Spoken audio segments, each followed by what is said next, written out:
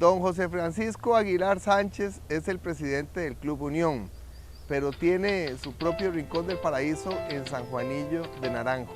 Desde aquí grabamos este Emprendedores con él como nuestro invitado especial.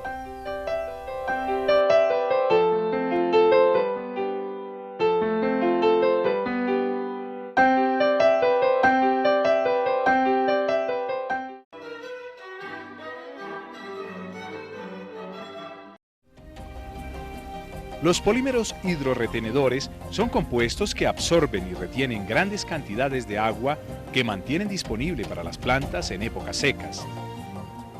Los polímeros hidrorretenedores proveen a las plantas de una humedad permanente. Las plantas tomarán, por un proceso de ósmosis, solo la cantidad de agua que necesitan, manteniendo la reserva en el polímero y evitando problemas con excesos de humedad.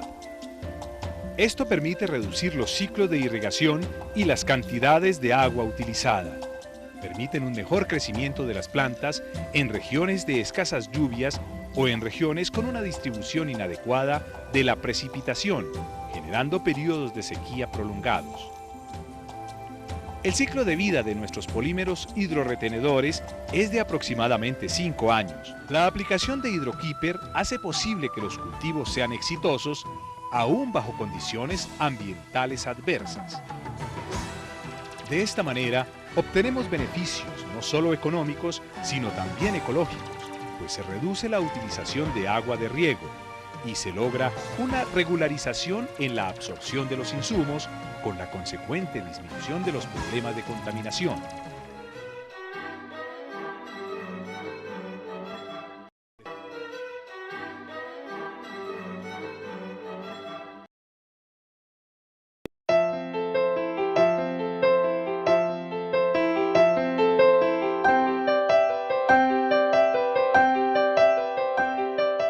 Don José Francisco Aguilar Sánchez se formó en Alajuela y después en México. Calderonista, amigo del doctor Calderón Guardia, también gran forjador de luchas sociales, es ahora el presidente del Club Unión y le ha dado un viraje al Club Unión hacia proyectos de beneficencia, de interés social, de interés en las nuevas generaciones, de lo que le vamos a aportar las nuevas generaciones al país. En su finca en San Juanillo de Naranjo, aquí junto a su esposa, lo tenemos invitado, aunque fue él quien nos invitó. Gracias, bienvenido a Emprendedores.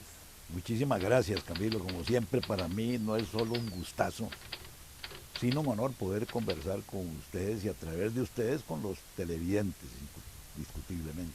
Don José Francisco, usted nació en Alajuela. Yo nací en Alajuela, detrás de la estatua de Juan Santamaría. ¿Cuándo? El 28 de octubre de 1928. Por eso es que juego en 28. Ajá.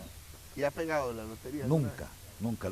Las veces que no he comprado es cuando ha salido. Ay, eso es lo que hace La el diablo. lotería que mejor me saqué yo fue haberme casado con esta belleza de mujer que tengo. Qué lindo, qué lindo. Usted creció en Alajuela, fue al Instituto de Alajuela. ¿A cuál Sí, escuela fue? Fui primero, Ascensiones. a los 100 metros había un kinder, el único que había en Alajuela. Ahí fui al kindergarten, que era de las monjas de María Auxiliadora. Y después estuve en las 2 escuelas de varones que había en aquel tiempo.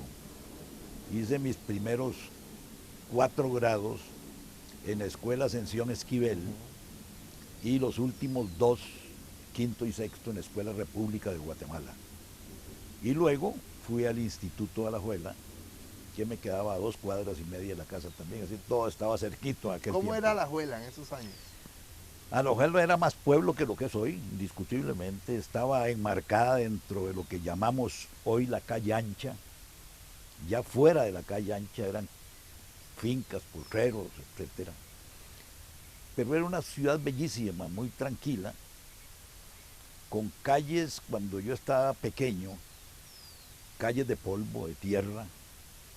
Y a mí me impresionaba en aquel tiempo ver a un grupo de muchachos. Yo los encontraba fornidos y sudaban tremendamente porque se llamaban regadores. Ellos regaban calles para que no hubiera tanto polvo. Entonces las aguas se canalizaban por caños Ellos ponían unas paletas especiales, las prensaban con los pies, se les formaba una presita pequeña y con guacales tiraban el agua y era bellísimo, un espectáculo bellísimo. Cuando sudaban parecían de colores iridiscentes como petróleo de Pensilvania, una cosa así, bellísimo. Usted después estudió para ingeniero químico Sí, estudié ingeniería química en México. en Guadalajara, En Guadalajara. en México. Una cosa, yo soy un fiel creyente del destino. Mi hermano mayor había estudiado medicina en Italia y papá nunca me impuso nada, pero le hubiera gustado que yo hubiera estudiado medicina. Sin embargo, me estimulaba la química. Yo tenía un pequeño laboratorio que con compañeros de colegio, niño y de joven. en aquel tiempo hacíamos betunes, vaselinas, tintas, se usaban unas plumillas para escribir. Y hacíamos varios productitos ahí. Y papá a veces en mi cumpleaños lo que me regalaba era un tubo de ensayo o un Erlenmeyer. Y nos veníamos a San José a comprar materias primas para hacer esos artículos como jabón. Fisher vendía 25 centavos de soda cáustica y 10 centavos de colorante. Ahora es prohibido, ¿verdad? Ahora es prohibido vender en pequeñas cantidades. Todos los muchachos no tienen mucha facilidad para investigar. ¿Qué significó México para usted? Un cambio muy interesante. Pasar de un pueblo pequeño, de amistades muy lindas, a un lugar en que usted, sobre todo cuando empieza de estudiante y llega, es un número.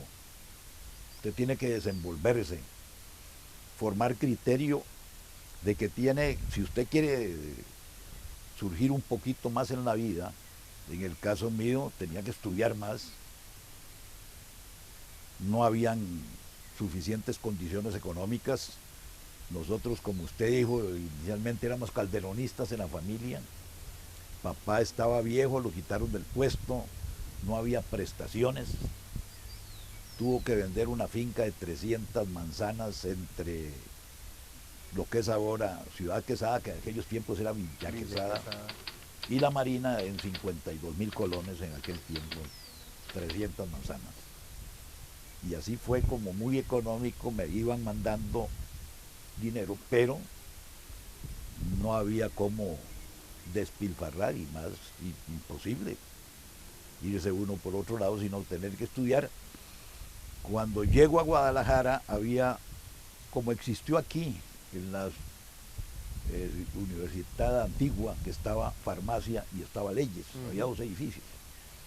Allá habían dos también, uno medicina y otro química, pero no tenían, o no lo vi, el rótulo, y me metí a química. ¿Y usted iba pensando en medicina? Pensando en medicina. Y cuando se equivocó, leí los se equivocó me de equivoqué de edificio, y cuando leí el currículum vi una cuestión que se llamaba ingeniería química y digo, esta es la mía. Y como en aquel tiempo no había ni mail, ni fax, ni nada, habían cartas, y la carta llegaba 15 días después aquí.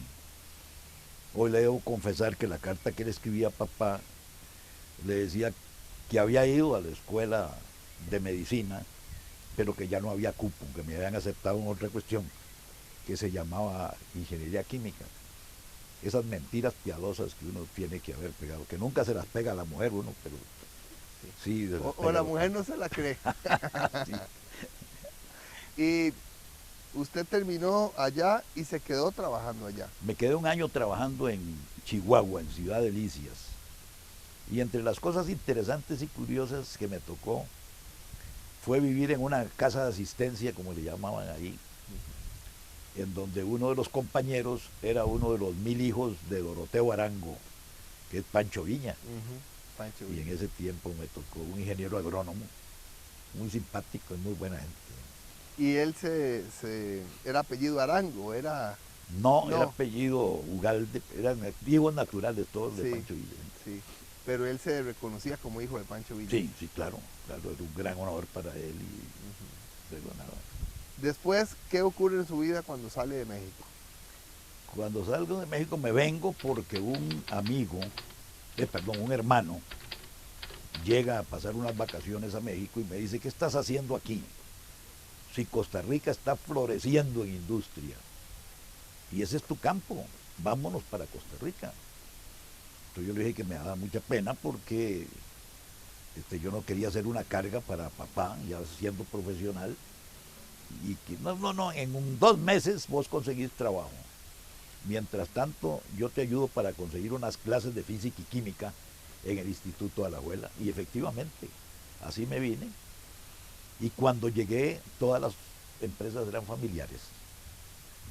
Entonces estuve durante 1 año y medio Buscando trabajo. dando clases de química y física y buscando algún trabajo acá.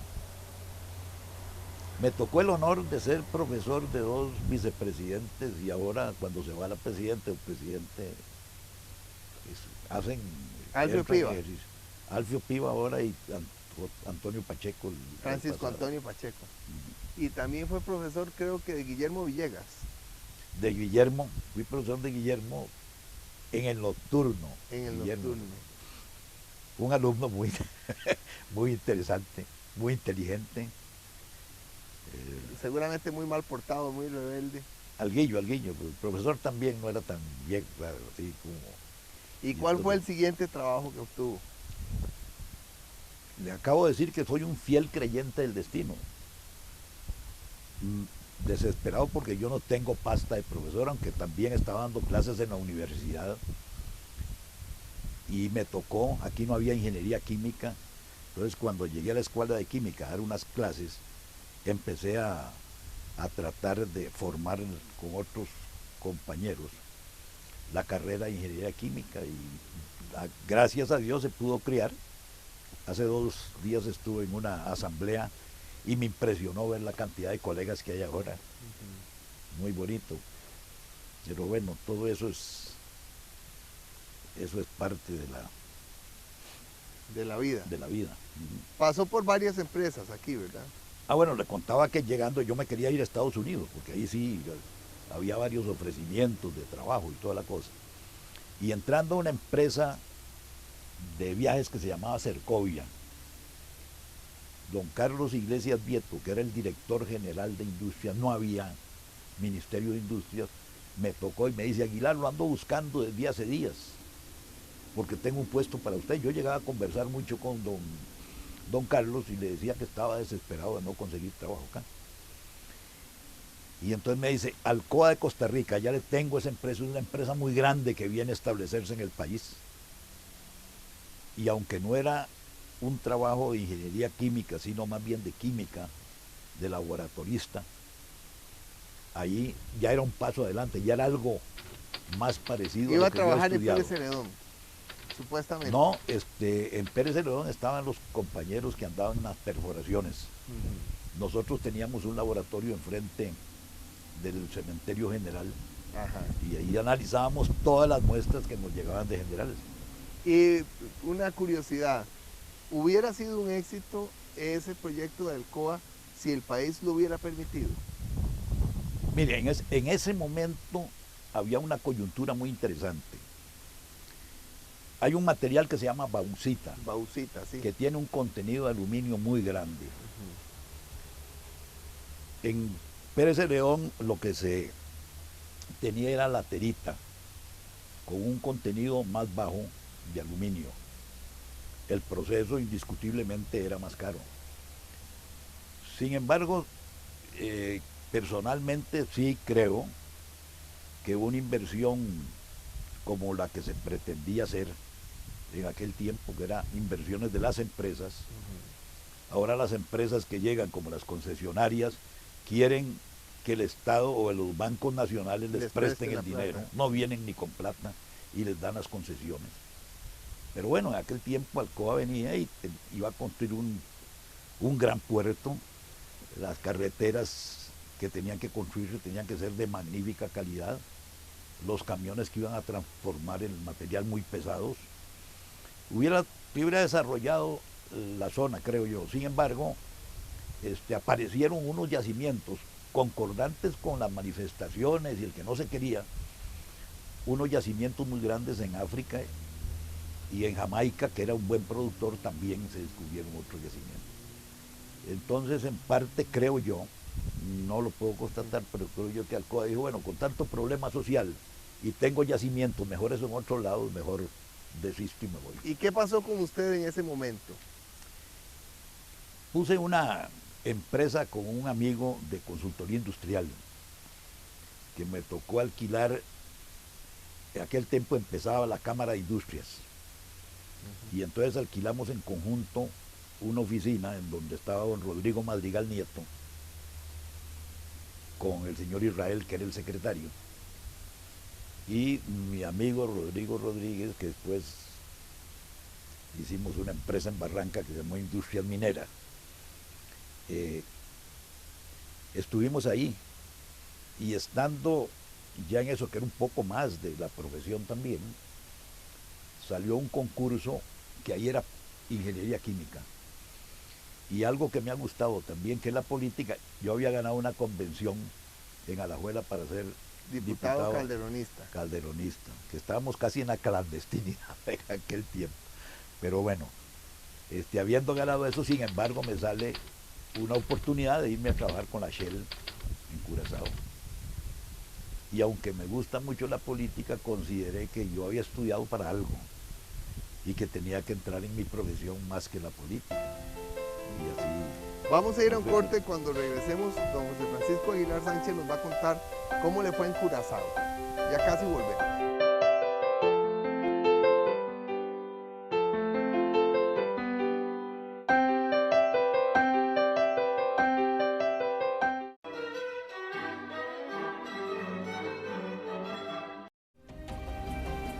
Los polímeros hidrorretenedores son compuestos que absorben y retienen grandes cantidades de agua que mantienen disponible para las plantas en épocas secas.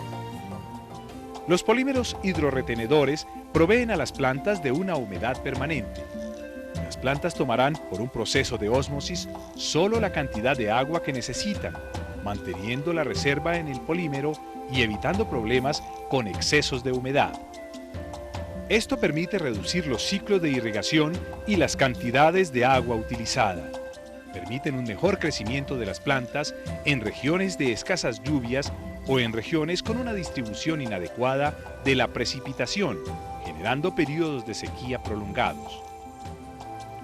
El ciclo de vida de nuestros polímeros hidrorretenedores es de aproximadamente 5 años. La aplicación de Hidrokeeper hace posible que los cultivos sean exitosos aún bajo condiciones ambientales adversas. De esta manera, obtenemos beneficios no solo económicos, sino también ecológicos, pues se reduce la utilización de agua de riego y se logra una regularización en la absorción de los insumos, con la consecuente disminución de los problemas de contaminación.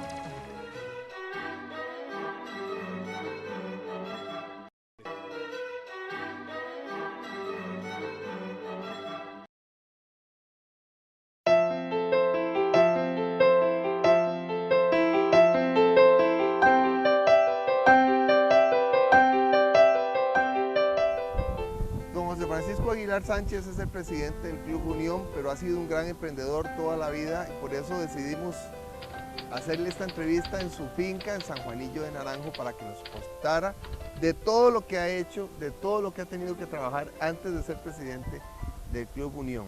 Estábamos en que usted se fue para Curazao. Sí, una islita pequeña, pero formidable, maravillosa.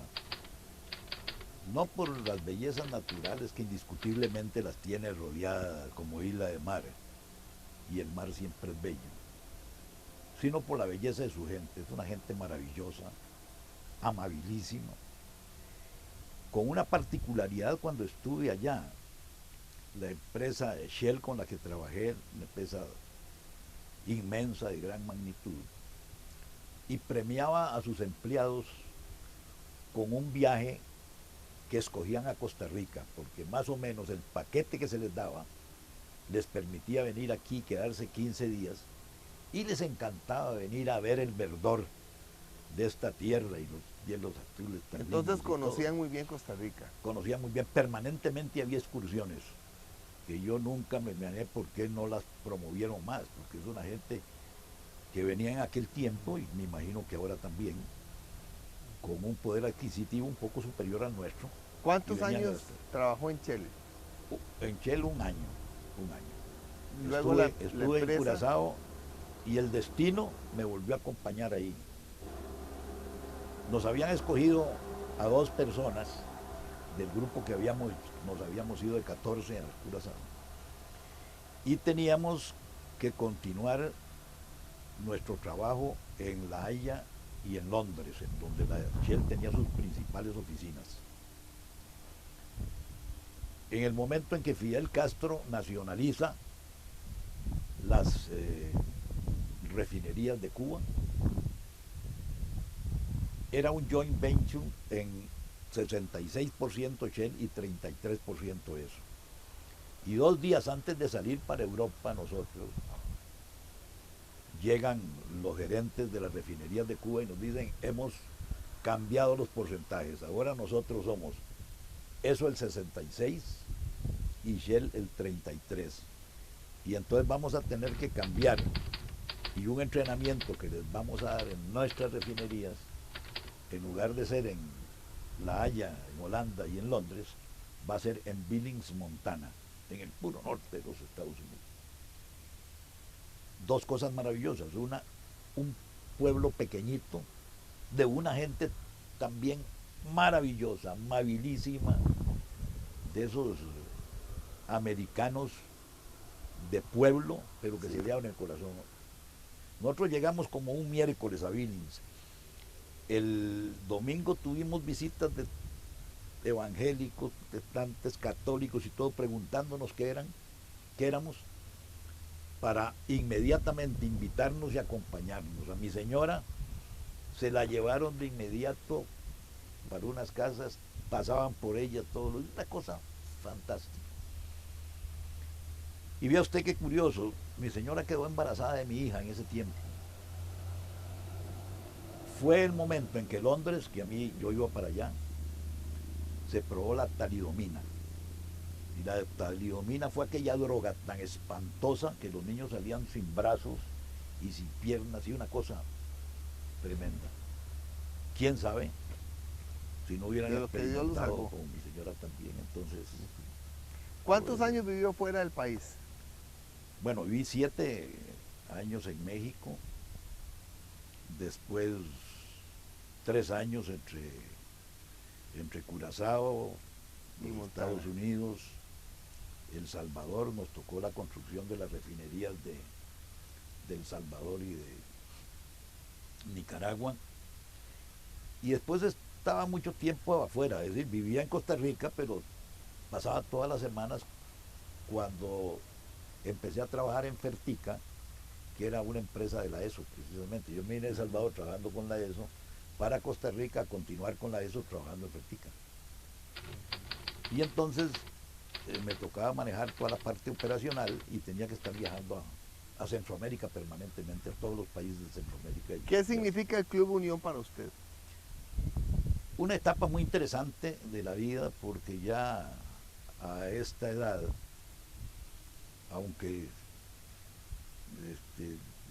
yo cuento con una pensión de 100.000 colones y me enorgullezco mucho de esa cuestión, porque a mi edad, yo tengo 33 años ahora, seguir trabajando y dando vida, y gratis, porque así es como trabajo en el Club Unión y en algunas otras empresas en que he estado, es el mejor capital que usted puede tener. El capital no es solo el dinero, el capital es lo que usted le puede dar a una sociedad, a una comunidad que le ha dado todo.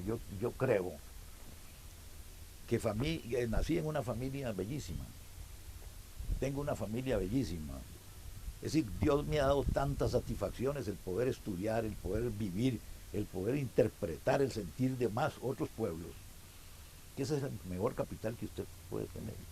Y aquí nos venimos en esta finquita precisamente a respirar aire fresco, lindo, una actividad que tampoco nos deja plata, pero que nos deja vida.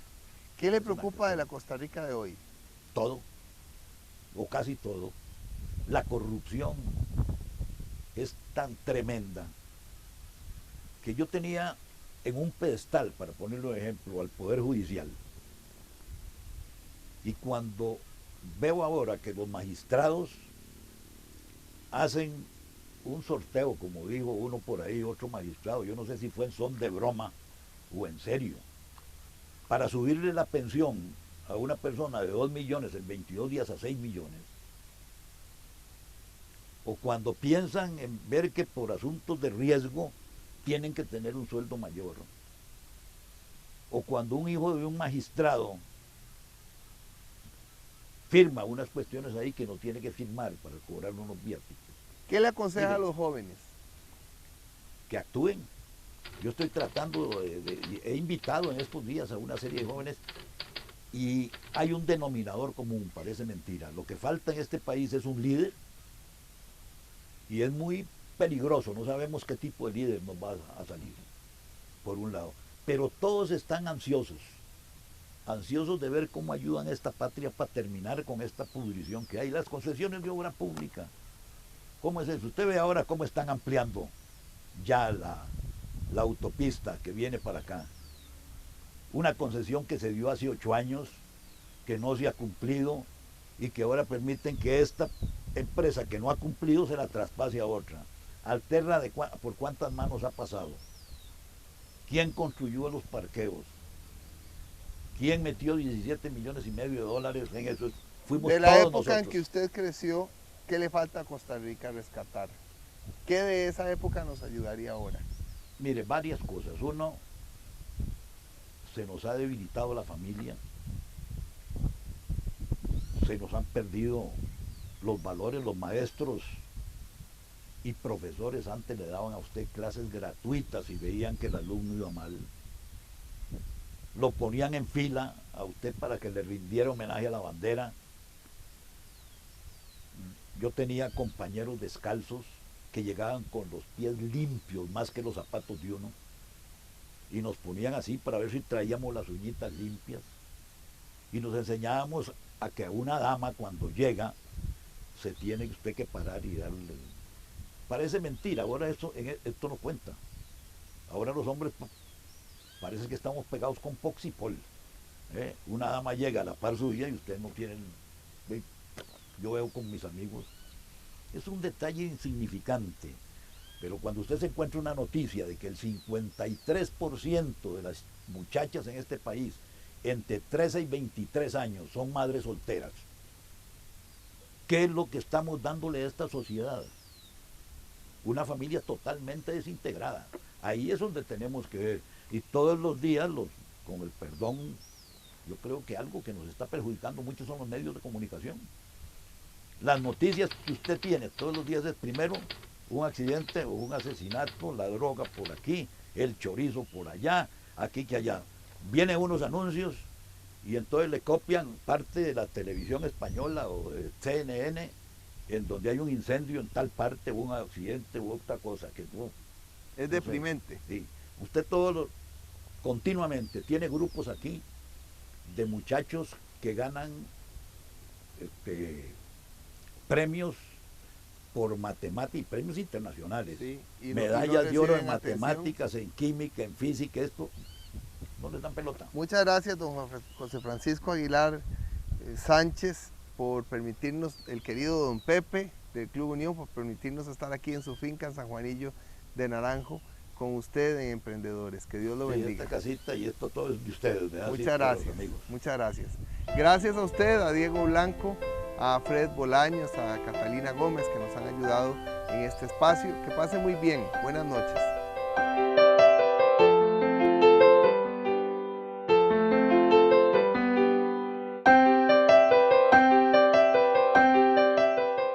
Don Rafael Chino Solís es uno de los pintores costarricenses más importantes y uno de los que a mí más me gusta. Gracias al empresario Guillermo Ávila Grillo, hay un castillo entre Tibás y Guaycochea donde hay muchísima de su obra. Esto pasará a ser un museo y sin duda va a ser una exposición permanente del gran legado artístico de Rafael Chino Solís, quien es nuestro invitado en esta ocasión en Emprendedores.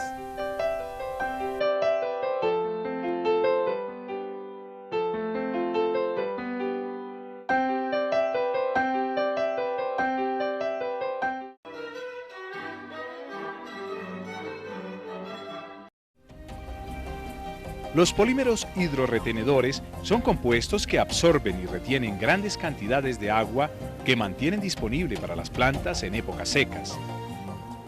Los polímeros hidrorretenedores proveen a las plantas de una humedad permanente. Las plantas tomarán por un proceso de ósmosis solo la cantidad de agua que necesitan, manteniendo la reserva en el polímero y evitando problemas con excesos de humedad. Esto permite reducir los ciclos de irrigación y las cantidades de agua utilizada. Permiten un mejor crecimiento de las plantas en regiones de escasas lluvias o en regiones con una distribución inadecuada de la precipitación, generando periodos de sequía prolongados. El ciclo de vida de nuestros polímeros hidrorretenedores es de aproximadamente 5 años. La aplicación de HydroKeeper hace posible que los cultivos sean exitosos aún bajo condiciones ambientales adversas. De esta manera, obtenemos beneficios no solo económicos, sino también ecológicos, pues se reduce la utilización de agua de riego y se logra una regularización en la absorción de los insumos con la consecuente disminución de los problemas de contaminación.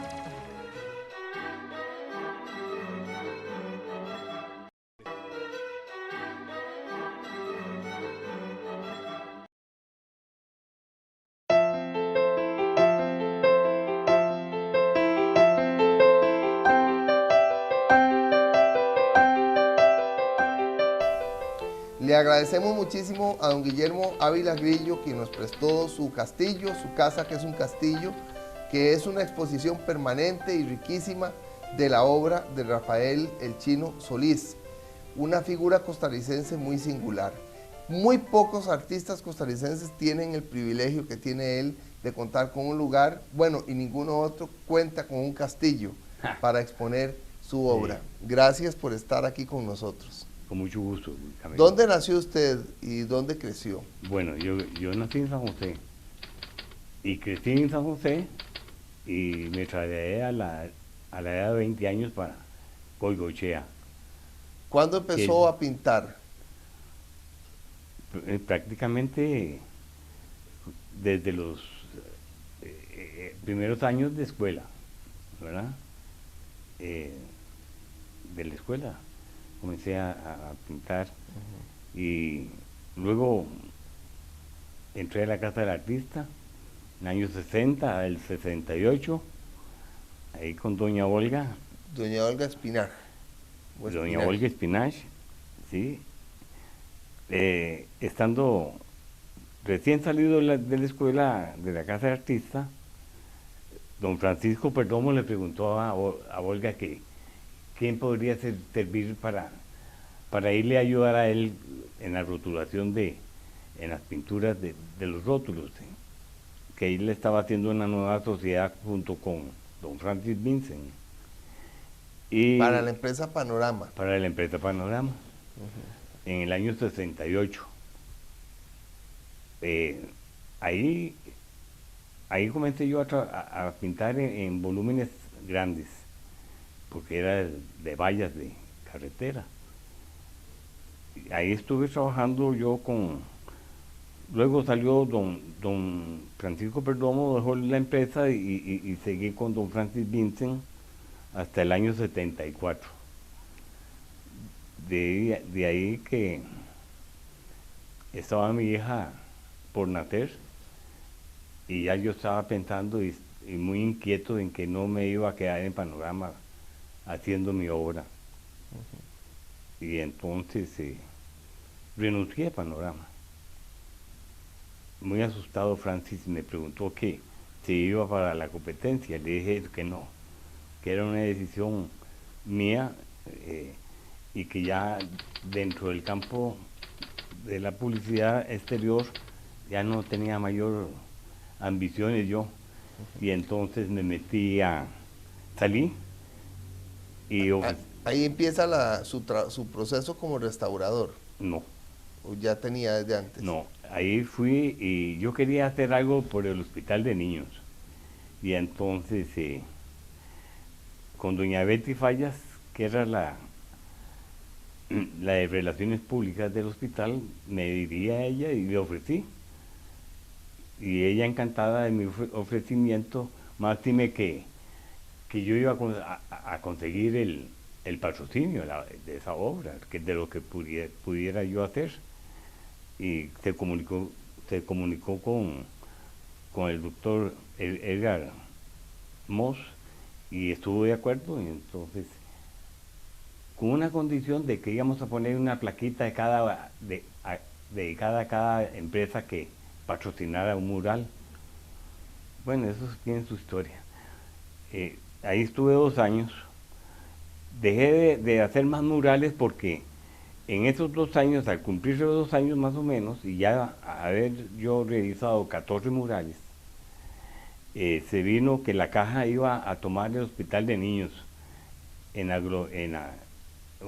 universalización de los seguros.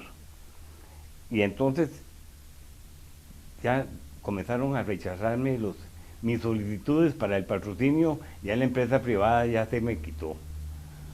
Y entonces, dado esto, el hospital me llamó y quedamos claros de que hasta ahí llegaba yo con los murales, y que me iban a sacar una publicación por el periódico en agradecimiento a las empresas patrocinadoras, porque en un momento dado era tanto lo que querían participar patrocinando, que incluso personas privadas querían poner su plaquita y ofreciendo patrocinio para murales. Y entonces no lo vieron con buenos ojos en el hospital. Y entonces llegamos hasta ahí. Y esa es mi historia. Estando yo, luego salí del hospital, le hice un mural a don Guillermo Ávila, un mural infantil para sus hijos. Sí, y luego viene usted en todo el proceso de restauración de la iglesia de Orosi, ¿verdad? Sí, del ministerio llegan donde Olga Espinach. Ella siempre ha estado muy presente en mi vida. Siempre estuvo muy presente en mi vida. Y del ministerio llegaron a solicitarle una ayuda a ella en el sentido de que eligiera a quién podría ayudarle a Ángela Camargo en la restauración en Orosi. Y entonces me recomendaron a mí. Y entonces yo me fui sin ganar un 5 y sin nada a apoyar la restauración en Orosi.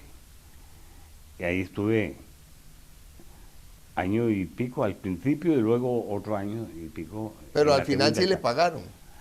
En la segunda etapa me pagaron porque no me iba a morir de hambre. Y mientras tanto, en la primera etapa, ¿de qué En la vivía primera usted? etapa de 125 colones que nos daban por semana, y no me alcanzaba ni para la gasolina, por supuesto, ¿verdad? Pero en la familia tuve mucho apoyo de mi familia, en especial de mi suegro, y yo le agradezco mucho que así fuera. Y en la segunda etapa ya yo exigí, y entonces me pagaron $1000 por mes. ¿Qué significa para usted el hecho de estar en la restauración de Orosi? ¿Qué le aportó eso a usted? Yo creo que las mejores puertas que puede tener un pintor, ¿verdad? Después estuvo en República Dominicana. Estuve en República Dominicana en el año 88. También como restaurador. Como restaurador, sí. Conformando un equipo que reunió a Ángela Camargo, que se componía de italianos y un panameño había, y Ángela, que es mexicana, y yo. Y estuvimos allá más de medio año.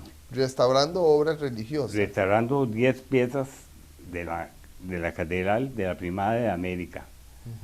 Para... esto previamente lo hicieron para la celebración del 5º centenario. Y se restauró, sí, varias piezas grandes, ¿no? Importantes. Yo sé que usted ha sido un gran restaurador de obras del más importante coleccionista de arte que tiene este país, que es don Daniel Yankelewicz. Yo no pedí permiso para decirlo, pero es que tengo que decirlo porque sé que usted restauró ahí obras importantísimas de figuras muy importantes de Latinoamérica y también de nuestro país. ¿Cómo no? Claro que sí. ¿Cuáles pintores, quiénes que están en esa colección fueron restauradas sus obras por usted? Ah, una gran cantidad de autores. ¿Cómo cuáles? Sequeiros, Diego Rivera, Picasso,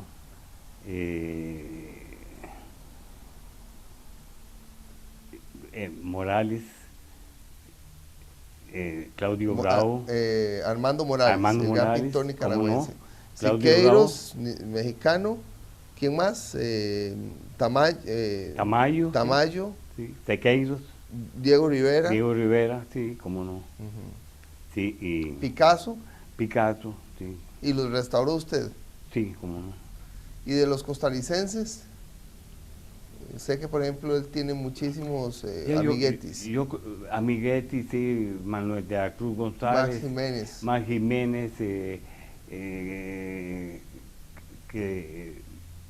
Tomás Povedano, Enrique Chandi, bueno, de todos ellos, que esos son innumerables, número de autores. ¿Quiénes lo marcan a usted en su formación artística? ¿Quiénes están presentes? ¿Quiénes son fuerte influencia? Hay mucha gente. Como dije anteriormente, Oliver Espinach me ayudó mucho. Sí.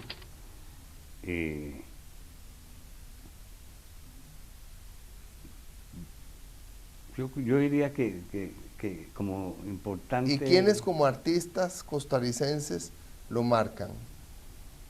¿Echandi? Echandi y don Tomás Povedano. Don Tomás Povedano.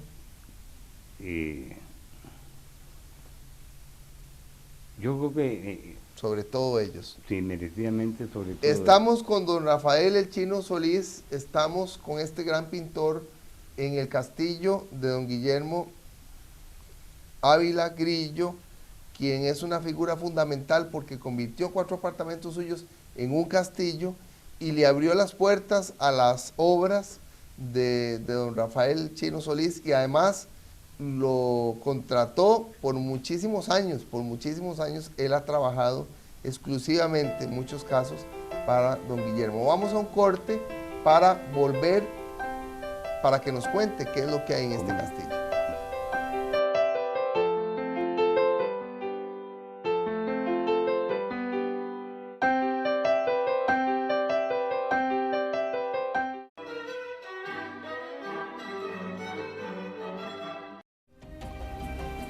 Los polímeros hidrorretenedores son compuestos que absorben y retienen grandes cantidades de agua que mantienen disponible para las plantas en épocas secas. Los polímeros hidrorretenedores proveen a las plantas de una humedad permanente. Las plantas tomarán, por un proceso de ósmosis, solo la cantidad de agua que necesitan, manteniendo la reserva en el polímero y evitando problemas con excesos de humedad. Esto permite reducir los ciclos de irrigación y las cantidades de agua utilizada. Permiten un mejor crecimiento de las plantas en regiones de escasas lluvias o en regiones con una distribución inadecuada de la precipitación, generando periodos de sequía prolongados. El ciclo de vida de nuestros polímeros hidrorretenedores es de aproximadamente 5 años. La aplicación de Hidrokeeper hace posible que los cultivos sean exitosos aún bajo condiciones ambientales adversas.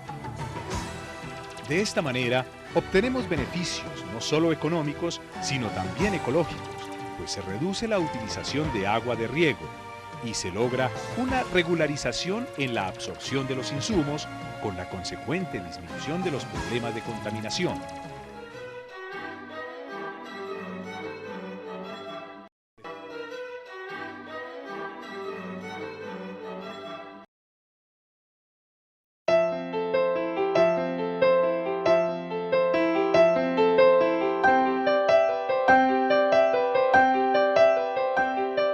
Me dice el empresario don Guillermo Ávila Grillo en el corte que se nos pasó el decir que usted también estuvo en México pintando. ¿Cómo no?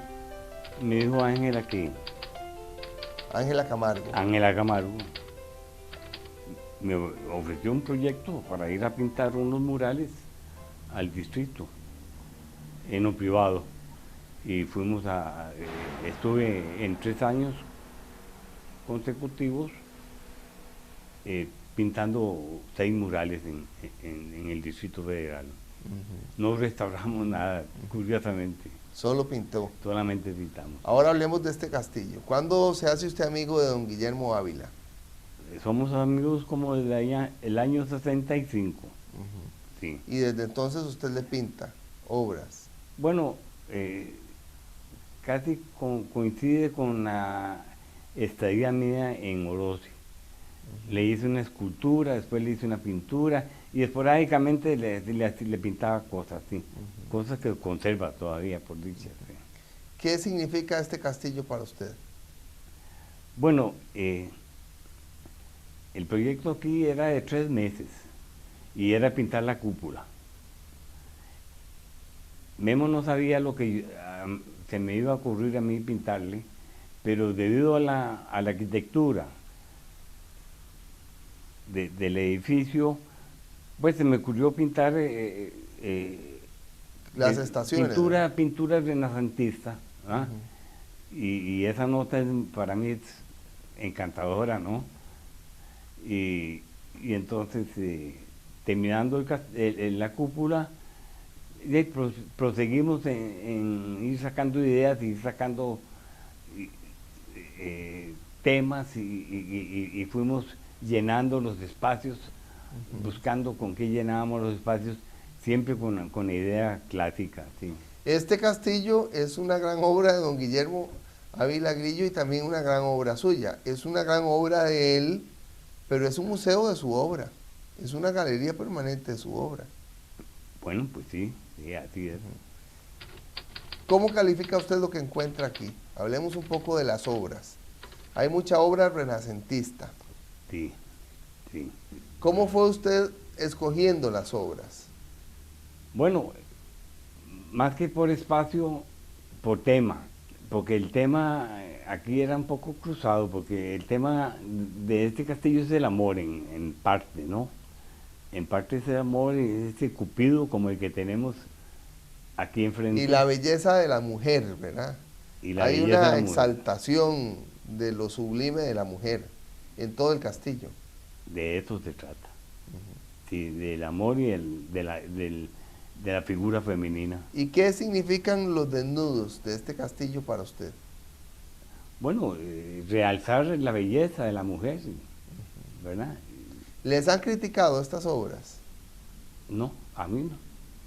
A mí nadie me ha dicho nada. Para usted es arte puro. ¿Cómo no? Estas obras. ¿Cómo no?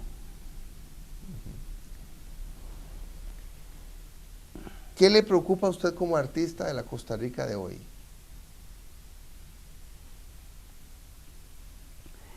De la Costa Rica de hoy. Me preocupa la drogadicción muchísimo. Yo creo que si eso no se contiene, va a explotar el mundo, ¿no? ¿Qué extraña de la Costa Rica en la que usted creció? La tranquilidad y lo auténtico de las gentes. Y por eso creo yo que todavía tenemos un contenido de eso que nos llaman el país más feliz. ¿Quiénes lo impresionan como pintores costarricenses a usted? Bastantes. Además de los que hemos mencionado, han habido una serie de grandes pintores. César Valverde es un gran pintor. Rafa, un gran colorista. Rafa Fernández. Rafa Fernández.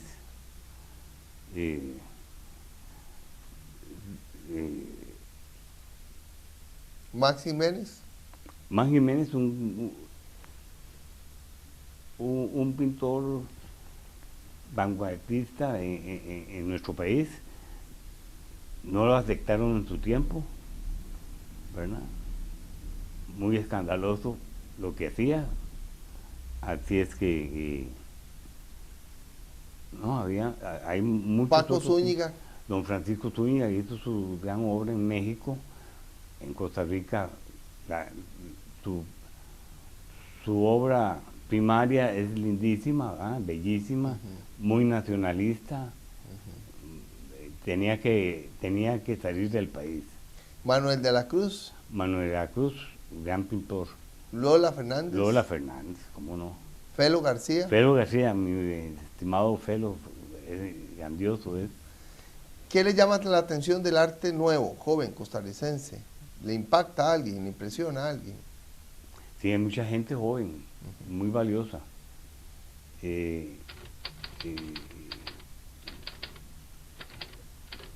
La pintura, el artista en Costa Rica viene pero actualmente viene con nuevos aires y muy individualistas y no están tomando, no están siguiendo mucho las escuelas, sino que están viendo lo que se hace en el extranjero.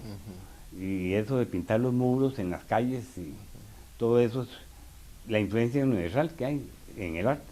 ¿Qué significa para un artista como usted el que haya un empresario como Guillermo Ávila Grillo que le permita sostenerse como artista, dedicarse a esto, no tener que trabajar en otra cosa? Bueno, me gustaría que hubiese mucha gente apoyando el arte y a los artistas, porque la mayoría, pues, ellos no tienen apoyo, ¿verdad? Me cuentan que usted pinta solo de noche. Solamente de noche. ¿A qué hora empieza su jornada de trabajo? A eso de las 8 o 9 de la noche, sí. ¿Y a qué hora termina? A las 6 de la mañana. Me dicen que toma mucho café mientras pinta. Bastante. Y fuma. Y fumo, sí. Como no. Y que no se le puede hablar. Alguien puede estar viéndolo, pero no le puede hablar. No, es que no, de noche estoy solo. Si alguien llega, no puede hablar. No, paro. Sí. Paro a tomar café y a conversar. Una pregunta más, una curiosidad. Y todas estas bellas mujeres desnudas, usted tuvo una modelo para pintar. ¿Cómo no? Sí, cómo no. Y estaba ahí la noche con usted. No precisamente. No precisamente. ¿Se considera usted una persona feliz?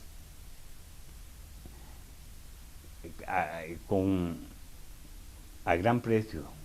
Sí. Me considero feliz. ¿Qué piensa de su obra, viendo hacia atrás? ¿Qué destaca de su obra? Bueno, la técnica.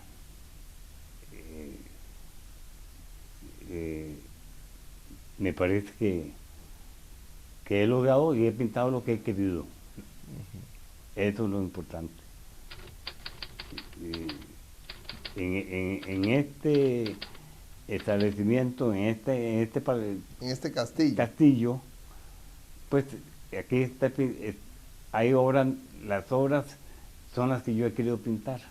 Nada ha sido Don Guillermo impuesto. Ávila nunca lo cuestionó. Insinuaciones de él, sí, claro, pero generalmente con mi venia, ¿no?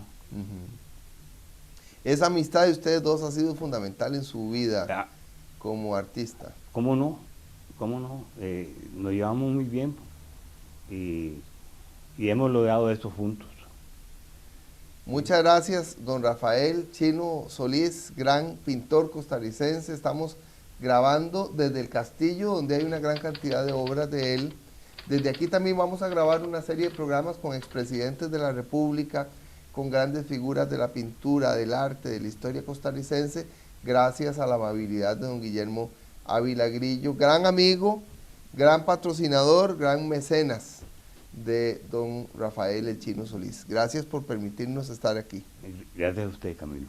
Muchas gracias a Fred Bolaños en las cámaras, a Diego Blanco en la producción de este espacio, a don Guillermo Ávila Grillo, que ha patrocinado este espacio y que nos ha ayudado muchísimo en este y en otros campos.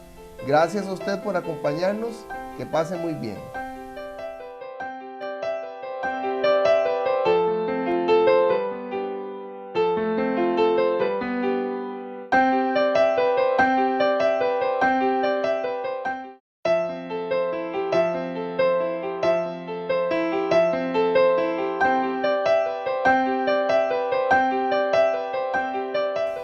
Ani González Cordero es la gerente general del proyecto Ribera del Irazú y Vicky Jiménez es la directora de decoración. Ella es especialista en este tema. Con ellas dos vamos a hablar del proyecto Ribera del Irazú, que genera, como dije en la presentación, una ruptura con lo que el país tiene en este tema. Este es un país que vive una doble moral en el tema ambiental. Tiene campos en los que es único en el mundo. Es el único país del mundo que tiene casi un 30% protegido en parques nacionales. Es el único país del mundo que durante más de 20 años ha pagado servicios ambientales. Sin embargo, es un país en el que tenemos serios problemas urbanísticos, tenemos serios problemas de distribución de la tierra, tenemos serios problemas en las ciudades. Los turistas vienen a conocer Tortuguero, a conocer Corcovado, a conocer Palo Verde y se tienen que asustar de la cantidad de humo en nuestras ciudades. Y Dios guarde, vean los ríos que pasan por las ciudades, porque ahí se nota esa doble moral. Bien, hay un proyecto urbanístico en Cartago que quiere romper con esa realidad, generar una ruptura de giro, hacer un golpe de giro. Estamos con la gerente de este proyecto y con la especialista en decoración que nos van a explicar cómo Ribera del Irazú va a hacer esa diferencia. Gracias por recibirnos. Gracias a vos. Muchas gracias. Primero que todo, ¿qué hace diferente a Ribera del Irazú? Ani. Bueno, muchas gracias por este espacio, Camilo. Aquí siempre nosotros presentándoles algo diferente, realmente como usted lo ha dicho. El proyecto Ribera del Irazú es un proyecto en condominio vertical y horizontal, que realmente es el primero que tiene Costa Rica y podríamos atrevernos a decir que Centroamérica. ¿Por qué es único? Porque es un proyecto sostenible, también ecológico, y aplica el Feng Shui en varias de toda la connotación. Es un proyecto que busca darle una satisfacción integral al propietario. Usted mencionaba algo muy importante, la parte ambiental, la sostenibilidad y el Feng Shui. El Feng Shui es el primer tratado ambiental que ha existido en el planeta. Tal vez muchos lo desconocen o desconocen qué es el Feng Shui, pero la sostenibilidad, la parte ecológica y el Feng Shui van de la mano. Este proyecto, bueno, impulsa desde su conceptualización. Esos conceptos están plasmados en los planos y es lo que vamos a llegar a concretar. ¿Por qué alguien va a querer vivir en un proyecto así? Por calidad de vida. Básicamente se le está ofreciendo a ese propietario que va a estar en un terreno de 82.500 metros cuadrados que tiene el proyecto, está dividido en bloques. La disposición que tiene el terreno, esa orientación, está también influenciada por la aplicación del Feng Shui. El elemento tierra se respeta, que es parte de lo que es sostenible y Feng Shui. Entonces, normalmente un desarrollador llega y hace plano todo el terreno. En este proyecto se está respetando el elemento tierra. Vicky, usted, bueno, es la encargada de decorar esta casa del empresario Roy Rivera. Yo decía, qué gusto de Roy. La primera vez que vine me impresioné. Muchas gracias. Yo decía, este empresario, emprendedor, tomatero, ¿cómo es que ha conseguido todo esto? Bueno, ya sé que es que tuvo una ayuda profesional. Muchas gracias, muchas gracias. ¿Qué significa su trabajo en esta materia durante tantos años para usted? Y en medio de toda su carrera brillante en este tema, ¿qué aporta usted en Ribera del Irazú? Bueno, más que todo es aplicar para el cliente los principios del Feng Shui, que la casa sea a gusto del cliente y personalizar el espacio. ¿Por qué? Porque a nosotros nos interesa que el cliente esté completamente satisfecho a la hora de que recibe su casa. Que el piso sea el que el cliente quiere, que las ventanas estén a como el cliente las quiere, que tenga la iluminación natural que él quiere. Porque no solo se trata de comprar una propiedad, se trata de comprar un sueño. Cuando uno compra el sueño de casa. Estás haciendo una inversión, estás invirtiendo y quieres personalizarla. Entonces, mi misión es, o nuestra misión es que el cliente, por ejemplo, te voy a poner un ejemplo sencillísimo. Hay personas muy altas, entonces los muebles de la cocina tenemos que hacerlos más altos. Y hay personas como yo que somos bajitas, necesitamos un mueble más bajito, porque si no el mueble nos queda por aquí, por ejemplo. Entonces, todas estas cosas es lo que nosotros nos sentamos a discutir con el cliente cuando adquiere el proyecto. o cuando adquiere su casa y nos sentamos a personalizar el plano, a personalizar el espacio para que la persona esté 100% satisfecha con su inversión y vivir este sueño, ¿verdad? Que es vivir en este lugar tan divino con corredores biológicos y un montón de cosas más. Ani, usted tiene una especialidad en control de desastres, de emergencias, en análisis de este tema. ¿Qué significa el no generar un movimiento violento de tierra para conservar no solo el ambiente, sino para conservar la tranquilidad de la gente, la seguridad a lo largo del tiempo? Bueno, mucha gente habla, mi especialidad en gestión del riesgo de desastres, habla de que la naturaleza es una amenaza para nosotros, que la naturaleza es la que nos crea el desastre y nosotros somos los que creamos el desastre, porque creamos vulnerabilidad. En la medida en que nosotros invadimos al elemento tierra, prácticamente impermeabilizamos cuando urbanizamos, ya eso es un hecho, ¿verdad? Este proyecto, al tratar de respetar a ese elemento, está evitando desde el punto de vista de avalanchas, de deslizamientos, de posibles inundaciones, donde las casas por su propia ubicación tienen cierta seguridad, no solo desde el punto de vista de seguridad ciudadana, sino también seguridad en cuanto a su estabilidad. Entonces son muchos los elementos. Normalmente las personas no se fijan en que cuando uno compra por primera vez, como decía ahora Vicky, que es una inversión muy importante, que prácticamente uno compra una casa una vez en la vida, entonces tiene que hacer una elección, una decisión muy importante, que es compartida en familia, que es compartida en pareja, que los que nos están comprando en Riberas del Irazú son parejas, inclusive profesionales jóvenes que tienen un sueño y están respetando el concepto ambiental. Vicky, ¿cómo ha cambiado el gusto de las parejas por la decoración? ¿Cómo es la casa que queremos ahora? ¿Cómo debe ser una casa en esta zona, dentro del Valle Central, en Cartago, a los pies de un volcán? Bueno, si estamos hablando de Ribera, en este caso el concepto de nosotros en este momento es totalmente vanguardista. Estamos junto con los arquitectos diseñando casas muy modernas, con una planta de distribución fluida, planos abiertos en donde se pueda administrar, digamos. Para las parejas es muy importante en este punto y la tendencia ha cambiado tanto.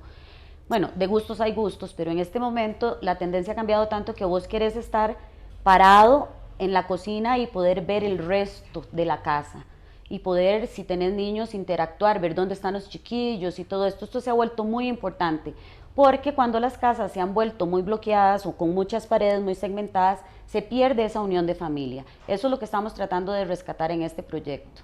Ahora, las necesidades de los clientes todas son diferentes, por eso nosotros personalizamos estas casas o los apartamentos para cada gusto. Si es una pareja joven, les encanta ultramoderno, hay gente que es un poco más tradicional, entonces en esto es donde nosotros estamos implementando la decoración personalizada para que la persona o la pareja o la familia sienta que el espacio es lo que ellos quieren realmente. Bien, muchas gracias a las dos. En este programa especial sobre Riberas del Irazú vamos a ir a un corte para regresar con los arquitectos del proyecto y finalmente vamos a estar con el desarrollador, que es el emprendedor Roy Rivera. Ya casi volvemos.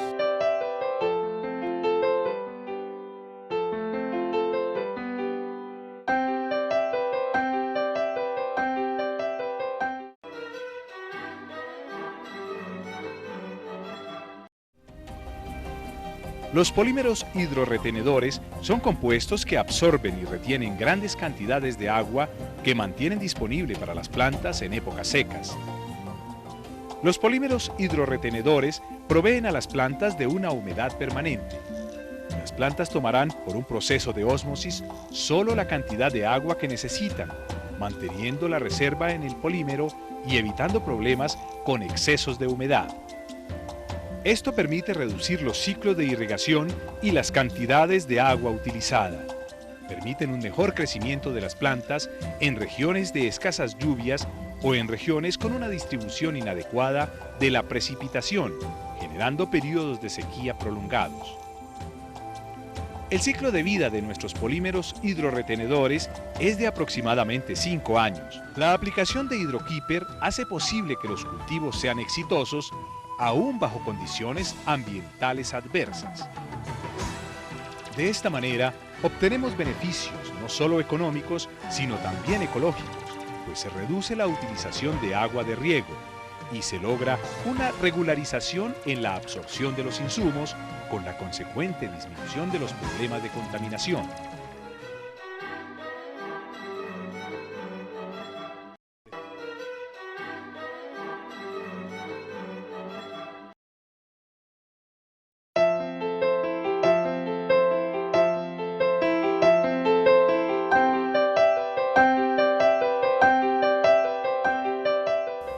Ana Ulloa y Roberto Rivera son los arquitectos de la empresa Ecoestudio que están a cargo del diseño de este proyecto.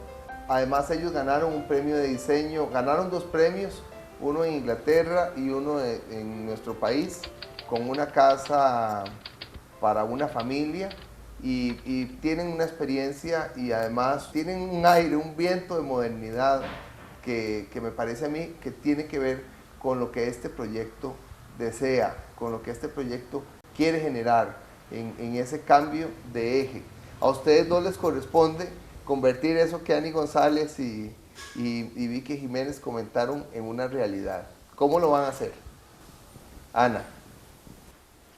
Bueno, partimos de la premisa de ser ambientalmente compatibles y energéticamente eficientes.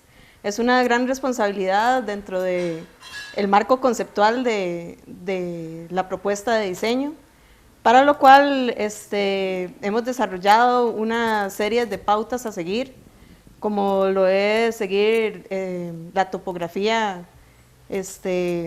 actual, o sea, tratar de impactar lo menos posible, diseños bioclimáticos de las viviendas, también incorporar tecnologías como lo es la reutilización de aguas. Entonces es como un tema holístico que hemos tenido que desarrollar también paralelamente a lo que son las pautas que nos da los lineamientos del Feng Shui, que tienen que incorporarse también al proyecto. Roberto. Hay varias cosas importantes que vale la pena acotar. Un proyecto de este tipo lleva muchas implicaciones complejas, por decirlo así. Hay un montón de sistemas y particularidades que uno le puede poner a un proyecto para que sea ecológico, pero realmente ya cuando se tratan de plasmar en la realidad, hay que primero priorizar, ¿verdad? Y después empezar a hacer ciertas investigaciones muchísimo más profundas en lo que son costos, rentabilidades, porque al fin y al cabo el querer hacer un proyecto ecológico, uno lo puede decir, ¿verdad? Pero a la hora ya de hacerlo, todas las implicaciones que tiene son mucho más complicadas de lo que uno se imagina. Afortunadamente, digamos, ahora en el país, inclusive muchos colegas de nosotros están desarrollando pues, proyectos con ciertas características, ¿verdad? Que también son ecológicas. En nuestro caso vamos a tratar de abarcar todas estas particularidades. Hace unos días le hice una entrevista en Radio Centro a don Roy Rivera y él enumeró una serie de elementos que va a tener este proyecto. ¿Cuáles son esos elementos que lo hacen diferente? Por ejemplo, me habló de energía eólica, me habló de postes fotovoltaicos. A ver, ¿cuáles son esos parámetros y qué va a tener diferente? Bueno, si quieren les amplío. Hay diversas formas de optimizar la energía. En este caso, estamos tratando de que tal vez no todos los postes, pero la mayoría de los postes puedan utilizar energía eólica y energía fotovoltaica como energía alternativa de la energía eléctrica que normalmente tenemos en la grilla. Es parte al mismo tiempo, sistemas más convencionales como la utilización de paneles solares para calentamiento de aguas, pero algo que es muy importante es la reutilización de agua que queremos usar en la parte tanto en la residencial o en cada unidad habitacional como en todo el proyecto. Actualmente el agua en el país, a pesar de tener un precio bajo, y tal vez por eso muchos culturalmente, el tico no aprovecha el agua como lo debería aprovechar. Y Aquí lo que intentamos es que el impacto del gasto que tenemos de agua no sea para nada importante, sino que nosotros podamos reutilizar el agua tanto en la casa antes de enviarla hacia la planta de tratamiento, que también la reutilizará para devolverla al riego y para devolverla a algunas partes de inodoros, las áreas verdes nuevas que estamos implementando y el área de reforestación. ¿Qué más, Ana? Hablar también de sostenibilidad quiere decir hablar de calidad de vida. Entonces, el hecho de incorporar a la arquitectura temas de sostenibilidad, estamos priorizando generar espacios que aporten calidad de vida al usuario. Entonces, esto no es solo con tecnologías, sino con la generación de espacios de interacción para los usuarios, como son los corredores biológicos, que van a tener senderos, que le van a devolver ese contacto con la naturaleza a la persona.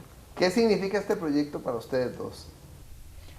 Pues para nosotros es un salto bien importante, porque en realidad aparte de nuestro desarrollo profesional, es una gran prueba.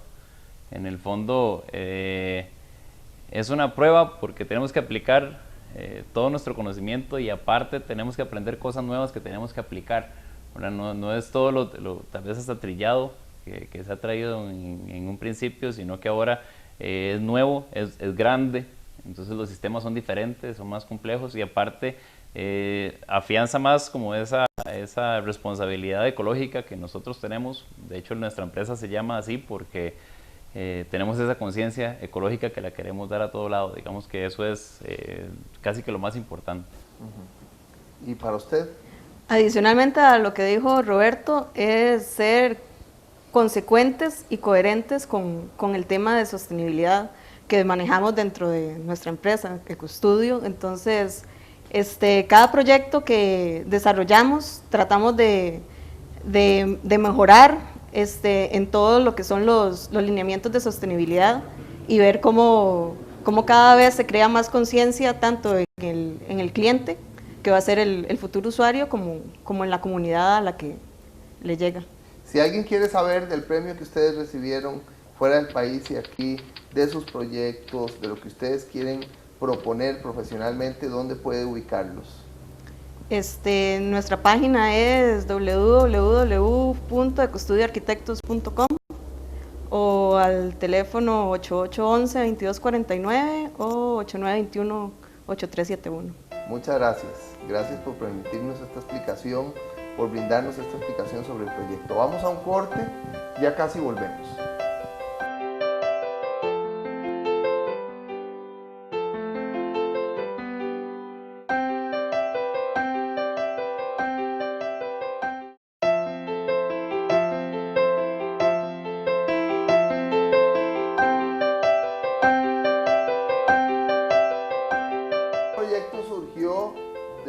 Emprendedor, que es don Roy Rivera.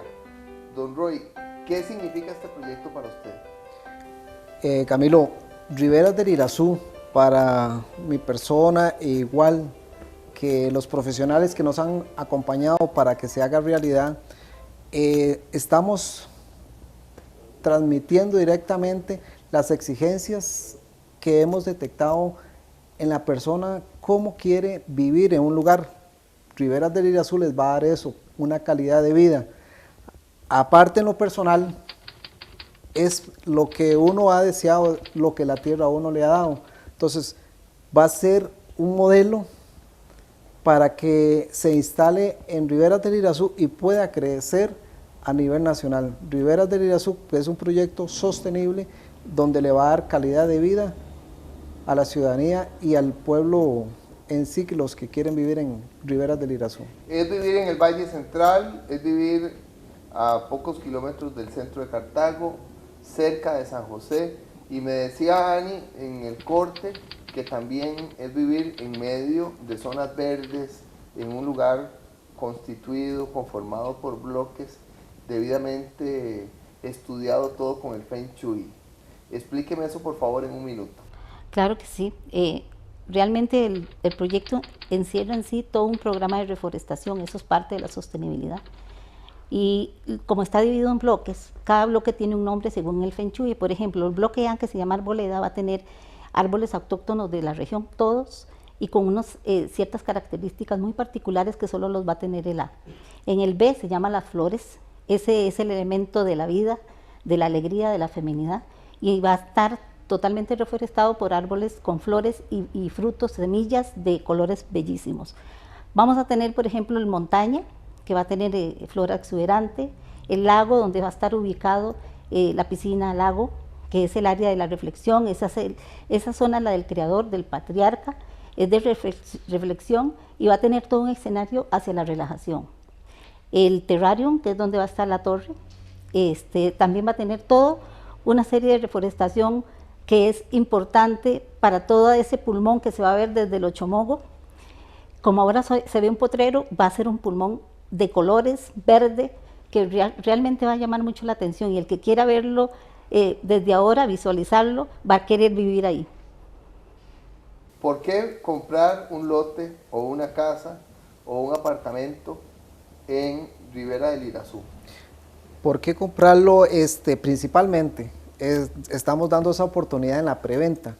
En la preventa significa ahorita es que va a comprar en un precio más cómodo, donde esa compra va a ser una excelente inversión en una plusvalía, como ya lo hemos dicho durante el proyecto y el programa, de que va a ser un proyecto de una excelente inversión, ya que sus parámetros que llevan y su infraestructura lo hacen ser único a nivel nacional, y como lo dijeron nuestros profesionales, a nivel de Centroamérica. Eso le da a una mejor, como ya lo hemos dicho, la plusvalía, donde en un año, por ejemplo, si lo compra ahora en 15 millones de colones el lote, que eso es lo que estamos, desde ese precio tenemos ahorita, en un año le va a costar alrededor de unos 20 o 18 millones de colones. Don Roy Rivera, muchas gracias por recibirnos en su casa. Muchas gracias a ustedes. Gracias a Ani, gracias a los arquitectos, a Roberto y a Ana, a Vicky por estar con nosotros en este espacio, a Diego Blanco, a Fred Bolaños en la producción del espacio. Gracias a usted por acompañarnos, que pasen muy bien. Gracias. Muchas gracias.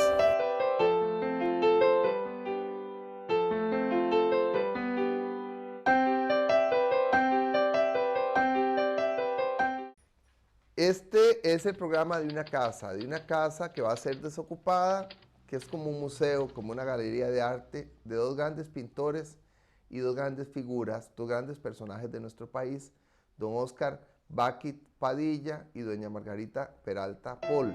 Ellos dos ya no están con nosotros, pero estarán en este programa sus tres hijos.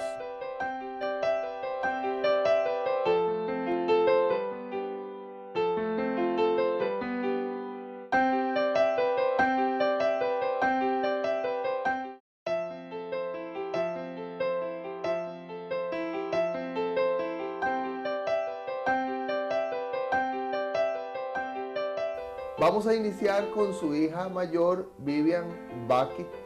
Con ella vamos a hablar de ellos como personas, de sus vidas. En la segunda parte, Dorín nos va a hablar, su hermana de Vivian, de ellos dos como artistas. Gracias por recibirnos en esta casa. Ay, gracias a vos, Camilo, porque es una oportunidad que hemos deseado y se nos está dando, gracias a vos. Don Oscar y doña Margarita, ¿cuándo nacieron? ¿Dónde nacieron? Bueno, mi papá nació en 1922 y nació en San José, a la par del Morazán. Mi mamá nació en 1926, también aquí en San José. ¿Qué estudiaron? Mi papá estudió Derecho, sin embargo, desde chiquito, influenciado por tantos movimientos que había artísticos, siempre deseó ser arquitecto. Entonces, estudió en la Universidad de Costa Rica y coincidió el tiempo del 48 y todo esto, entonces tuvo que partir a Nicaragua por un tiempo. Allá le dieron un doctorado en Derecho, de hecho, por ahí anda el documento. Y mi mamá estudió Filosofía y Letras aunque también que quiso ser artista siempre, y teníamos obras de cuando ella era joven. Sin embargo, esas obras quedaron en la casa de cuando ella era soltera. Su mamá estudió Filosofía y letras, pero fue profesora siempre de estudios de sociales. estudios sociales en el Colegio de Señoritas. Ajá. Y en la Universidad de Costa Rica de Geografía Universal y de otras ¿Cuándo empezó su materias. papá con la publicidad, más o menos? Bueno, mi papá más o menos cuando yo tenía unos 6 años empezó con la agencia de publicidad, hace bastantes años. Eso sería hace unos 52 años. 52 años. Sí. ¿Cómo fue el vínculo de él con Calderón Guardia? Había una gran amistad y un gran cariño. Ellos se querían y de hecho cuando mi papá cuando salió de Costa Rica a Nicaragua, estuvo con ellos en todos los momentos, en el nacimiento de Rafael Ángel y bueno, compartió, lo querían de verdad y ellos se querían. Vivió intensamente esa época, igual vino a hacer su vida y su agencia de publicidad y a trabajar con periódicos y a procrear a estos 3 retoños. ¿Qué podría usted decirnos de estos 2 libros de su papá? Bueno, Amado, Cuentos Mariachis, porque lo escribió con gran ilusión, un poco loco tal vez, sí. Muchos dicen que no es histórico, pero hay mucha historia en él, mucha historia. ¿Y qué fue lo que pasó? Es porque mi papá era una persona volada, para decirlo de esa manera. Él tenía gran imaginación y una producción personal que era incesante, constante, ¿verdad? Era lectura, era escribir, también escribía música, producía en la agencia de publicidad, por supuesto. Tenía una vida muy intensa, intelectualmente. ¿Y su mamá? También. Mi mamá, súper colaboradora de él en todo aspecto, ¿verdad? Se amaban, gozaban, reían.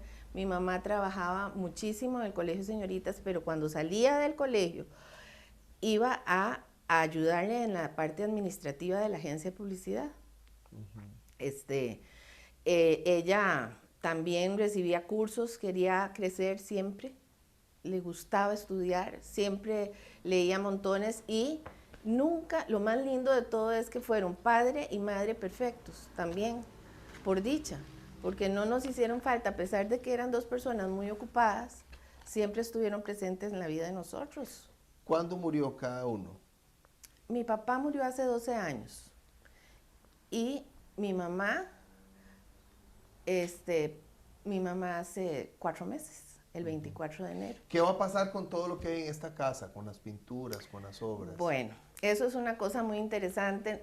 Vamos a hacer una repartición entre los nietos, por supuesto, pero esta casa hemos conversado de eso y queremos convertirla en una escuela de arte. Aquí viven usted al lado y su hermano. A la par, mi hermano aquí a la par también, y queremos que una nieta de mi papá y de mi mamá, que es pianista, coja la casa y la convierta en una sobrina suya, hija una de su sobrina hermano. mía. Fiorella se llama, Fiorella Bakit, y que se haga una escuela de piano, de música, de arte, aprovechando pues la coyuntura del arte y de la música, ¿verdad? Que Muchas Estados gracias Unidos, por con mucho recibirnos gusto. aquí. Muchas gracias a vos. En la segunda parte vamos a hablar de ellos 2 como artistas, pero quisiera que con la portada de este libro ustedes escuchen esto. Cuentos Mariachis fueron escritos por Oscar Bakit a lo largo de varios años. Cuando los entregó a la editorial Costa Rica, su publicación se aprobó en 1988. Sin ser un libro histórico en el sentido académico de la palabra, recoge vivencias y situaciones que ilustran el criterio y las experiencias de un gran sector de costarricenses que vivieron y participaron en el drama nacional de 1948. Bakit, más conocido por sus actividades publicitarias y periodísticas, que por sus pinturas, esculturas y aficiones musicales vivió intensamente los sucesos de esa época como estudiante de Derecho y miliciano voluntario en defensa del gobierno del licenciado Teodoro Picado. Vamos a un corte, ya casi regresamos.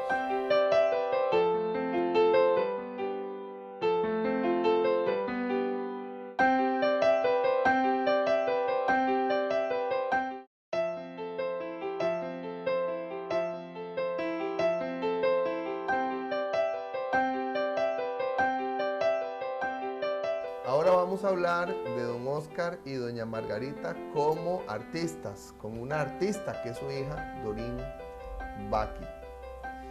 ¿Cómo fue que ellos empezaron en el arte? ¿Qué hizo cada uno? ¿Qué podemos encontrar en esta casa como documento histórico de ellos? Bueno, en esta casa queda una huella de cada una de sus actividades. Le voy a hacer cronológicamente. Yo creo que los dos nacieron artistas, así como nacieron costarricenses, llevando a la patria en su corazón.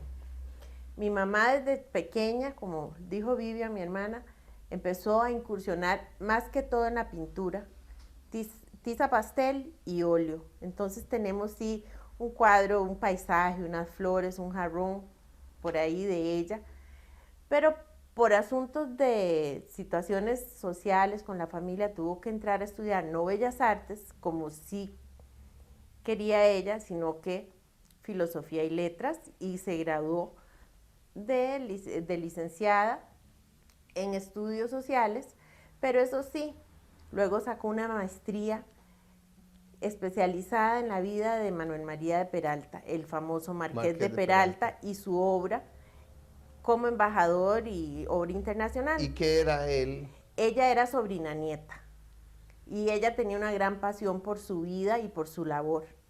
Entonces sí dedicó mucho tiempo, muchas horas en los registros investigando qué había sido de él, de su obra, para que quedara eso siempre como un documento.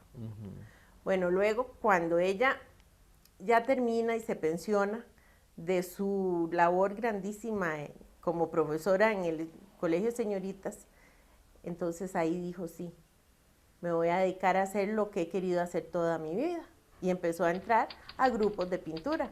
Estuvo con Icaza en unas clases de pincelada china en la Casa China, luego estuvo en talleres con Hernán Pérez y con Esbia Ballina. Toda su vida se llenó de arte. Vivía para el arte, tomaba fotos, estudiaba, a veces decía que tenía problemas existenciales porque no sabía qué pintar, entonces hacía unas obras más descansaditas, porque lo que a ella más le gustaba era lo abstracto.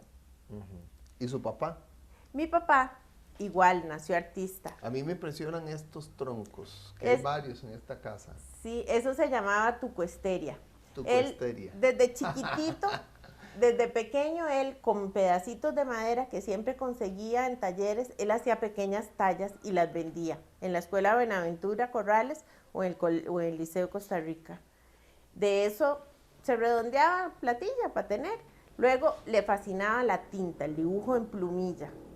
También entraba mucho, vendía mucho témperas, unas témperas, se preocupaba que la témpera quedara lisa, él era un maestro en esto.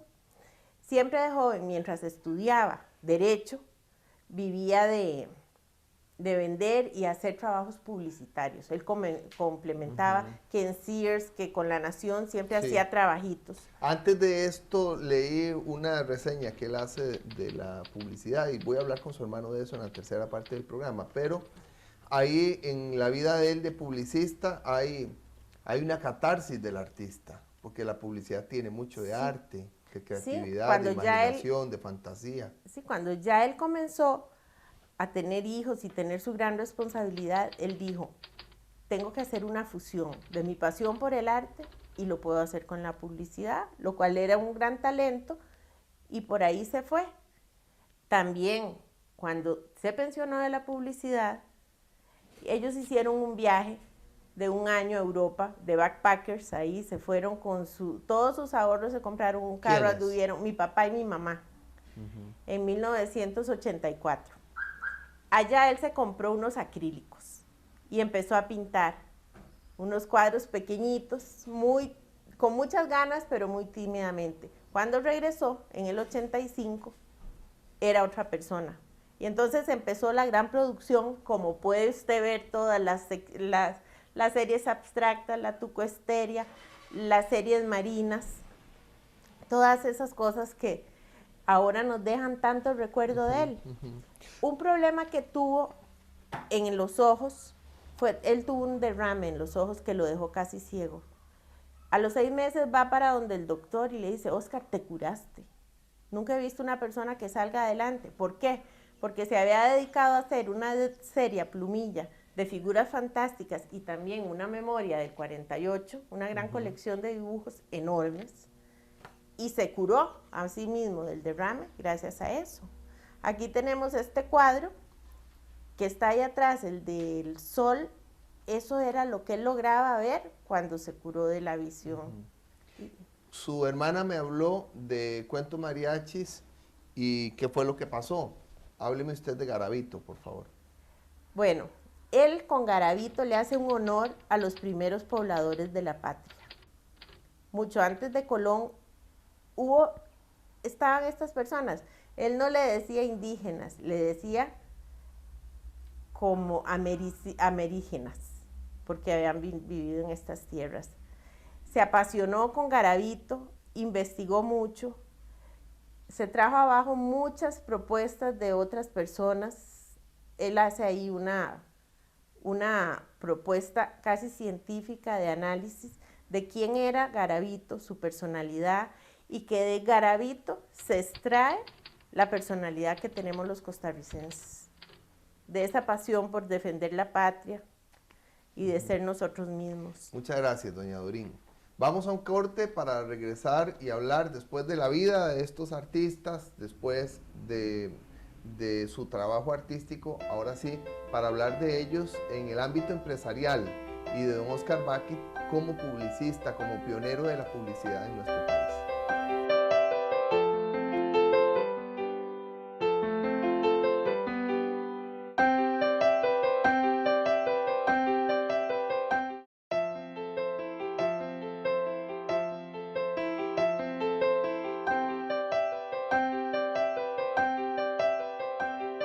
Christian Baquit continúa con la empresa de su padre, entonces él nos va a hablar de don Oscar Baquit Padilla como publicista.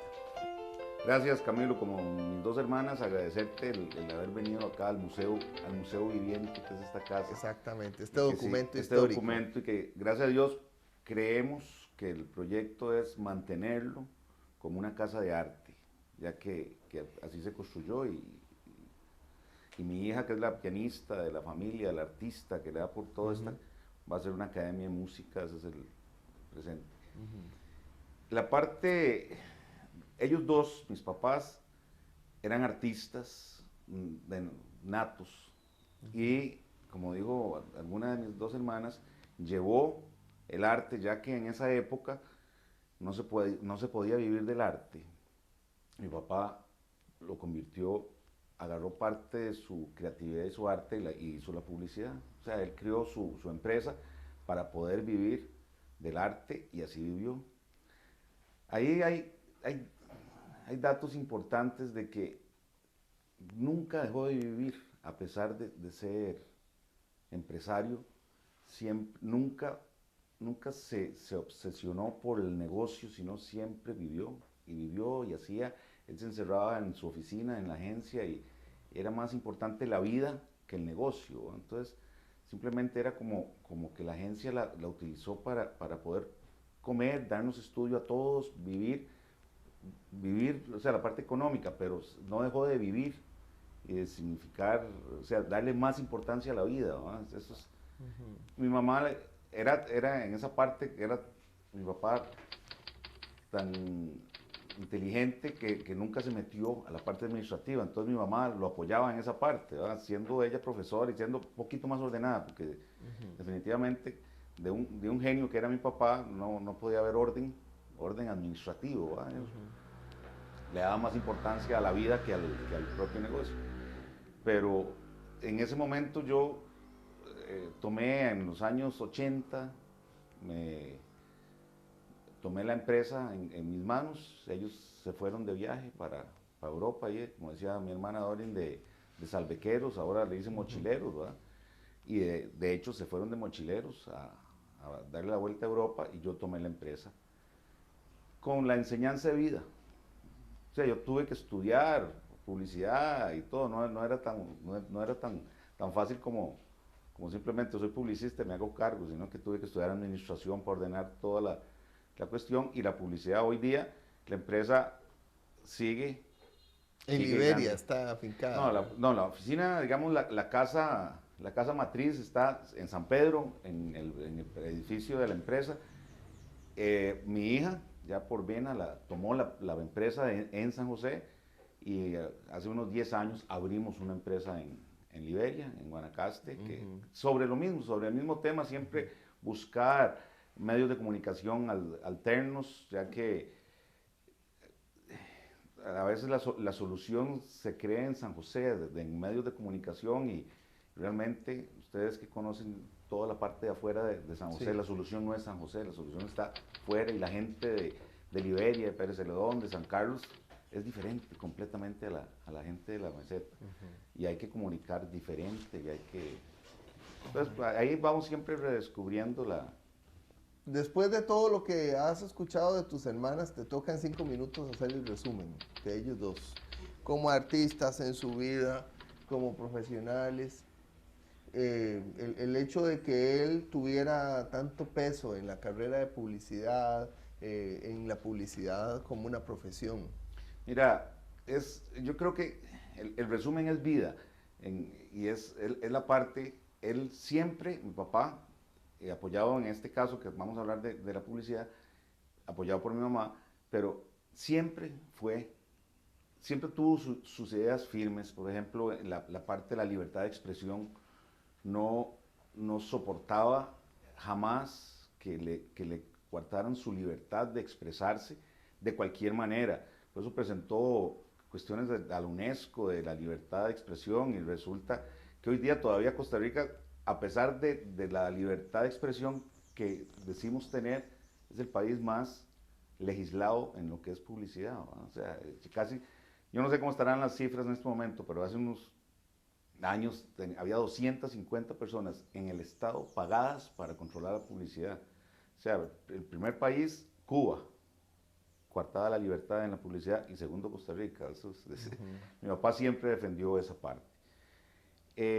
La creatividad ya en la parte ya publicitaria era una locura ya en sí, ¿verdad? Siempre trató de romper todos los paradigmas en creatividad.